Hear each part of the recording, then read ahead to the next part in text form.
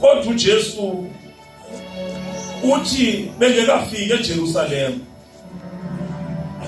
xa ndizicingela ngengqiqo yam iJerusalem beseleyibona.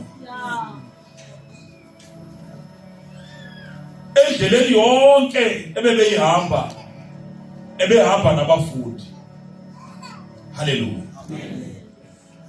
Kodwa uthi Jerusalema xa selivelile asuke eme uJesu afune into engekhoyo phakathi kwabo. Haleluya. Abe sendulula abafundi ababili ebathumela kumzana apho khona kwakubotshwe elinesini, athi makuyiwe khona uyokhululwa lama esini. Haleluya. Kubonakala ukuthi xa ekhululwa lama esile kuzawuvela abantu ekubonakala ukuthi bebethanda lama esile ngethuba ebeboshiwe. Haleluya. Bebethanda ukuthi bawabukele lama esile eboshiwe. Kodwa ngoku kufika abantu befika ngegunya lokuthi uthole gunya makhululeke lama esile. Haleluya. Uthi noma sebetheke balibuza zenithi kubo uthe onegunya masize nawo. Uthi bakuyiva lonto baniyeke. uJesu makasikelele bazalwane. Ukuthi kwakufike ntoni kuJesu ethi ehamba nabafundi ebaxelele zonke izinto kodwa abone kunganele, makube khona ama esile futhi ama esile abotshiwe. Haleluya. iBhayibhile bazalwane ayiso story nje. From Genesis to the Revelations iBhayibhile ayinobali nje, kodwa ngumkhomba ndlela. iBhayibhile iyaprofeta, iBhayibhile iyalida, iBhayibhile iyaprotecta, ngoba ililizwi likaNkulunkulu. Okushiwo apha kutshiwo okwakwenzekayo futhi okuseza kwenzeka, ngoba kubonakala ukuthi eziphelweni apha kukhona into ezakwenzeka bazalwane. Bakhona abantu abezayo eziphelweni, bakhona abantu bazalwane abezayo eziphelweni. Kukho abantu abezayo. Haleluya. Abazothwala uJesu ukuya eJerusalem. Haleluya. Abonanga bakhoyi, kodwa kukhona bezayo abazawulishukumisa bazalwane. Haleluya. Ilizwe lizawuhlokoma ilizwe bazalwane. Haleluya. Ngaba bezayo. Haleluya. Haleluya bazalwane. Eziphelweni bazalwane kukhona izinto uJesu azawungena. Haleluya. Engena phakathi kwethu. Haleluya. Ezinye uzawufika azihlabe bazalwane. Haleluya. Zikhona izinto azawufika azihlabe. Into yakhe yenzeka bazalwane izawuphinde yenzeka.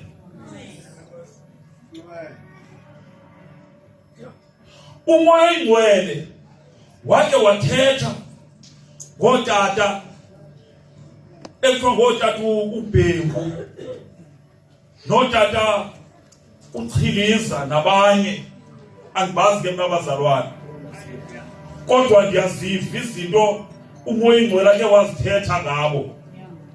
Haleluya. Futhi bazichasa ngoba zichasiwe ngumoya oyingcwele. Haleluya. Andazi bakwathini phi zaphinda ibandla lazibuyisa. Haleluya. Kodwa kuyavakala ukuthi umoya oyingcwele wayethethile ngabo wazichasa. Haleluya. Kodwa kuyabonakala ukuthi ziphinde zangene ebandleni. Haleluya. Andithethi ibandla lase-African Gospel, ndithethi ibandla likaNkulunkulu. Haleluya. Eliphezulu komhlaba, ukuthi kukhona izinto ezabuya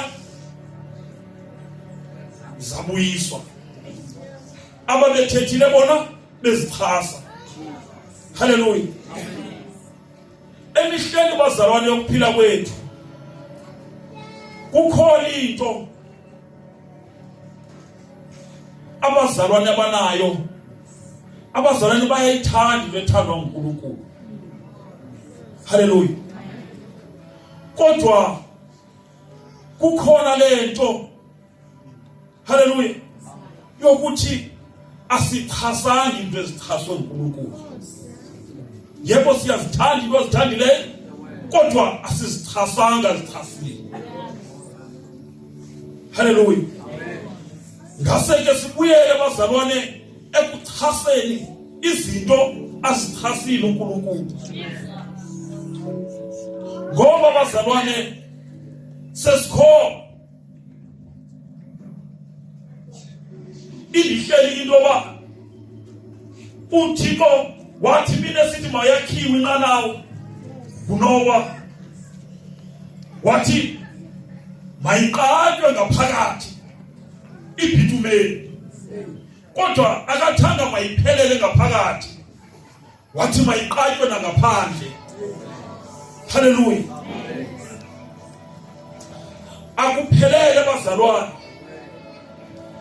ukuthi uNkulunkulu lona yebo simkhonze, sigqibelele ngaphakathi, lizingaphandle lethu lifane nezwe.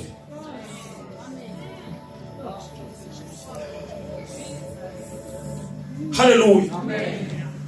Bekudingeka ukuthi sahluke, ngoba i-attraction ezawu-attractor abantu ngaphandle ukuthi sahluke kubo. Haleluya. Kodwa xa sihamba esitratweni baze bafike nabo bahambe nathi, kungabikho mahluko, ikhona incane. Uyabuya uJesu. Haleluya. Kuyadingeka bazalwane ukuthi sahluke ngokwenza. Amen. Haleluya. Amen. Singabathiye abantu basithiye nathi sibathiye. Haleluya. Amen. Kodwa xa bekuthiya bathanda, ngobishilo inkosi umvuzo bazalwane womuntu uthola usaphila kulomhlaba, uwenza usaphila kulomhlaba. Kuba kuthiwa xa abantu bathe banivukela bathetha zonke izinto ezikhohlakeleyo ngami, bexoka ngenxa yami, kuthiwa wena awube nawe sowuthetha izinto ezikhohlakeleyo nawe ngaye ngokuzidifenda. Kodwa wena uvuka uvuyo ngaphakathi, ngoba kuthiwa vuyani nigcobe kunene, ngoba the time besenza loo nto leyo ekhaya kongeza umvuzo. uthi umvuzo wakho mkhulu emazulwini, kodwa ngenxa yokuthi asibhekanga kuye, sibhekene thina. Kulula ukulwa ke bazalwane xa sibhekene thina ngokonyolayo nomnyanyolo, kanti xa sibheke kuye onyolayo omnye ubheke kuye, yabunjelwa loo nto inyoka yobhedu ukuziveza ukuthi noma izinto ziyakudla kodwa ubheke kuye. Ngoba eyona njongo ukuthi siyofika bazalwane, eyona njongo yokumkhonza uThixo ukuthi simbone, ngoba izinto esizibekelweyo zingaphezulu kwentekelelelo le yethu yokuthekelelela ukuba inoba zizitrato zegolide, kodwa aside thina sifikelele ngentekelelelo yethu ukuthi ubuhle bunjani, ngoba thina sithekelela ngokwasenyameni yethu, ngokwasebuntwini bethu. Haleluya. Khawugqithele ke mzalwane wami undifundele phaa verse 7 senizohlala phansi. Balizisa inyesile nethole, babeka ingubo zabo phezu kwawo, bamhlalisa phezu kwazo. Yathi ke inkoliso yezihlwele yazandlala ingubo zayo endleleni, baya abanye bexhuzula amasebe emithi bewandlala endleleni.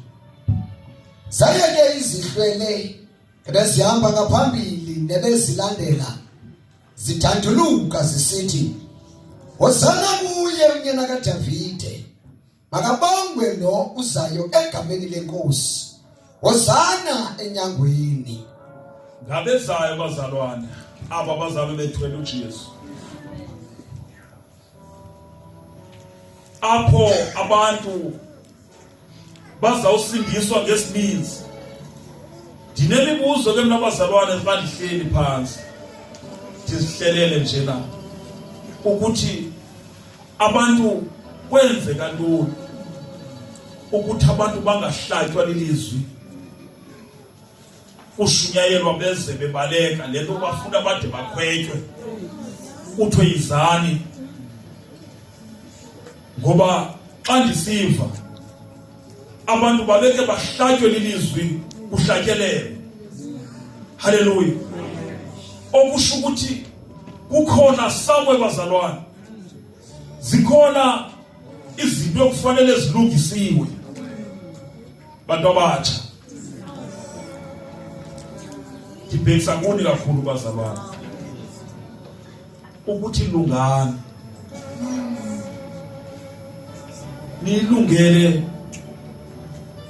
le ndwele izayo, ngoba bonke abamkhonzile baze bagqibelela kuzwa kubo. Yehawo yosala bazalwane, xa uxolo selungasekho phezu komhlaba, selungasekho uthando phezu komhlaba, selengasekho uNkulunkulu phezu komhlaba, selengasekho umoya oyingcwele phezu komhlaba, nali thuba bazalwane lokuthi uNkulunkulu lona nimthathe, uJesu nihambe ngendlela zakhe. Ngoba xa uphumile endleleni zikaNkulunkulu,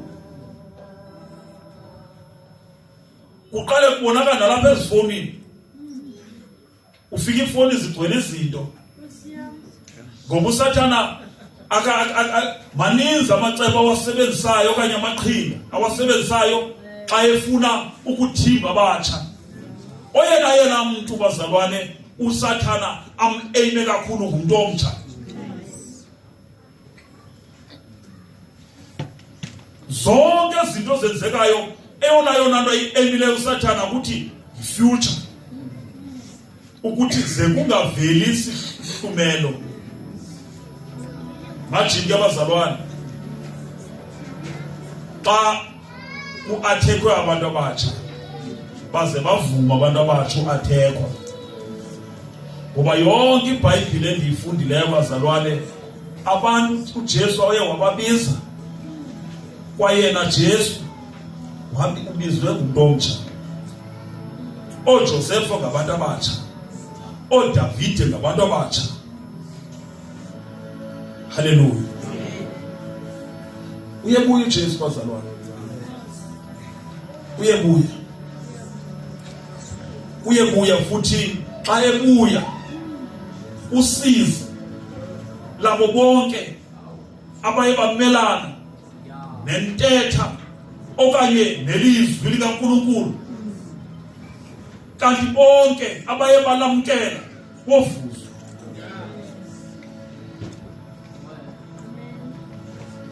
Ayinamntana indaba kaNkulunkulu bazalwane. Wonke okwazi ukuva enze. Ngoba uJesu bazalwane, xa ndihlala phansi ndithethe le nto bazalwane. Ngiyabona uJesu uze kaninzi phezu komhlaba, kodwa ngoku uJesu into engenda ibona uze ngoku ngolwazi. Ukhona umoya wokwazi awunikeza abantu abasothuswa ngokuthi inoba kwenzeka ntoni ezulwini. Bayazi abantu kodwa balapha phezu komhlaba, ngoba uJesu uthobile lo moya ukuthi abantu bazi ukuthi kwenzekani nako labafileyo. Bonke abangalithobelanga izwi likaNkulunkulu, ngaphaya ayikho inguquko. Futhi bonke abaye balithobela bahamba ngendlela zakhe, ngaphaya bayavuzwa. Hallelujah. Bazalwane, xa ndihlala phansi ndicela undixelele, noba uSathane angathoba ubuthongo obungakanani phezu kwenu, nilale, kodwa uJesu yena ayijiki ukuthi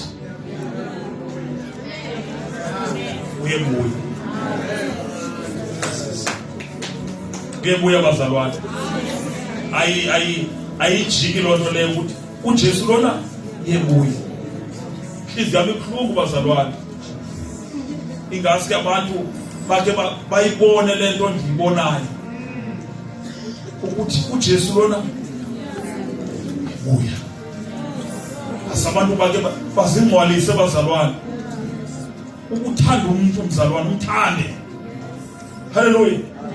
Umthande, kungabikho lento ephaya ezantsi ukuthi kodwa nxa umthande, yeva mzalwane, umxolele. Hallelujah. Nabantu nabazalwane ndandiqonda uba hey, xa noze ndidibana naye kumnyameni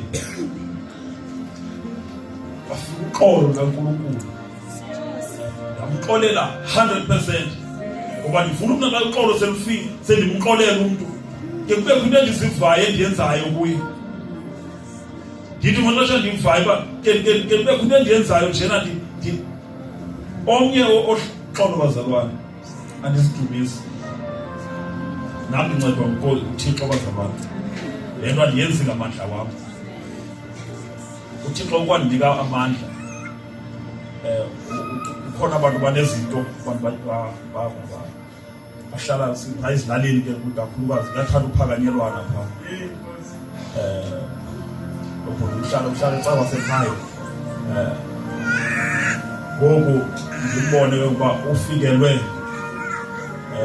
yinto emfikeleyo, loo moya emfikeleyo. Nam laa moya wakhe wandosulela. Ala ndifika ndisuka apha eKapa, ndafika ndisityeni upresa inokucima ndiyamcenga. Hey presa, uzandibona kakuhle uba andimhoyanga. Nasi iyadi yakhe, nasi iyadi yasekhaya. Axa ijikela phaa ngemoto, jikela apha ngasekhaya, fike mhlawumbi ndihleli nomama emthunziye. Abulisa umama ukubona okhubayo. Qonda wakandibulise ngoba ndilanto qhubeleke mna nomncokola nomama. Hayi bengisathi ke mama, hayi bengisathi. Abebuza impilo yena. Kunjani ukhubayo? Omama ngowaxakane nento ngwathetha ngapha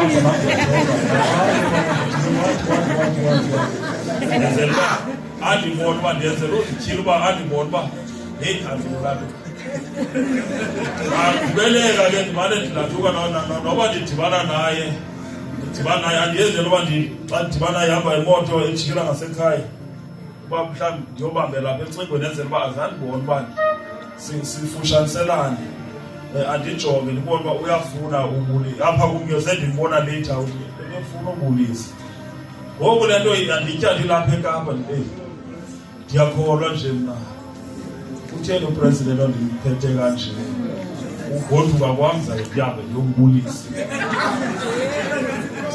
yangathi andigoduki ke kondibona uba ihleli le nto ndifunaka ndiyombulisa njengoba nje lapha ndisoloko ndibenzela ezinto nje nesinaba siyadibana ngenye imini wathi ndihamba kungokuhlwa ndisesitratweni ndisihla ndekhaya ndila ndithi babombethe ingubo uthanda uphatha isibhamu bombethe ingubo ndithi kuye heyi press utheni ondandela uyandibona kanti ndiyabona ndiyambathisa bekanti heyi upress nobe efuna undidubula ke namhlanje nako ndithi ndiyambona kanti ndenzela uba angabisandidubula naye ngoku ndathi goduka kwam ndathi uThixo wandinceda bazalwane ndinceda ndilapha futhi eKapa wathi yabona ke ukuhamba uyobulisa ulandula kwawo ndafika ekhaya ndiqomba heyi le nto apho ndayilibala ke loo nto qha ngokusasa ndiyambona nanto emegeyithini kwakwakhe kufike le nto ndingade ndikhawuleze ngoku ndiyombulisa ngoku enzela umbulisa kwapha egeyithini ukuze ndiyawumbulisela abantu ndimaza ndenzani ba khawuleze ndiyombulisa ngento zapha egeyithini ngothi kunjani atyhwe bathi ke ndibiza ikhona iganya lam lebhola phakathi kunombiza andibizela gama ke lam basebholeni atyhwe kunjani ukhona kanti sincokole ubona ke ukhululekile nje lo nto le bendikade ndiyafuna ukubulisa ndizama ukuthi bazalwane abanye abantu bazalwane esicimba zintshaba zethu balinde thina uba njena thina sike sakhuleka njena umamele nje noba ibirthday yakhe uyimamele nje kwabanye abantu uba inini ibirthday yakhe walo wawuvuba ibirthday yakhe emini ethile ngelo xesha kangalanto ke uvele uyofika phaa kwakuphethe ikeyiki hayi loo mini yawuzibe ibirthday yakho zukulantuke nazi hayi namhlanje kanti hayi bo soze lo mntu aphinde bazalwane wam alwe nawe ngoba kufuneka siluthengile bazalwane uthando kufuneka ibe sithi abasacrificeayo uJesu wasacrifice waluthenga wasithenga thina ngoku kuthende lo thina sizawufuna ngokuba abazalwane abantu abasezweni funeka ke ngoku baphinde futhi ke ngoba babe nothando abangenalo isithi uthando lunikwe thina alunikwanga abantu basezweni sithi akufanele basisherele abantu abasezweni uthando then sithi sawusherela bona babe sebesuka begqama sigqama kubo babone ukuthi hey khawuthe ndiye kulaa ndawo inalomntu abanye ba-attracta nangoba ukujonge isimo ngoba kufuneka abazalwane sibe superior ebantwini bezwe siye kuboleke ebantwini bezwe bazalwane uyothi kuyoguqa emntwini wasezweni wandipapa uthi laa nto uba uthi ubunkulunkulu ubuyayifuna imilimili ke emntwini wasezweni esinye isandla make sibe sepokothini ukuthi kuhamba nonkulunkulu uba hayi ndiyayifuna imilimili nothini khona phezulu ungasoske ugoqe kakhulu singagubi kakhulu bazalwane noba kubake kuyenzeka kufuneka siyogoba kubo bazalwane singagubi funeka okanye mhlawumbi ulinda ahlale esitulweni umeke wena kume ngeenyawo hayi ewe kesiswini kona ewe ndiyayifuna kodwa emzalwane wam ikhona into ekhona uJesu uyamsindisa akusafanele bazalwane ukuthi uJesu lo wethu funeka bonakale ngoba sisacrifice thina Hallelujah. Sisacrifice thina sibe nguwe umuntu osibona le 20 rand kuphela kwaye abesithi manje ngidinga imali yesonka ibe ngathi uyithatha ku 20 rand ezininzi uthi hayi yena thenga isonka usazi ukuthi kodwa le 20 rand ibekuphela kwayo kodwa njena uthenga ukuthi uThixo makulawule yena. Hallelujah.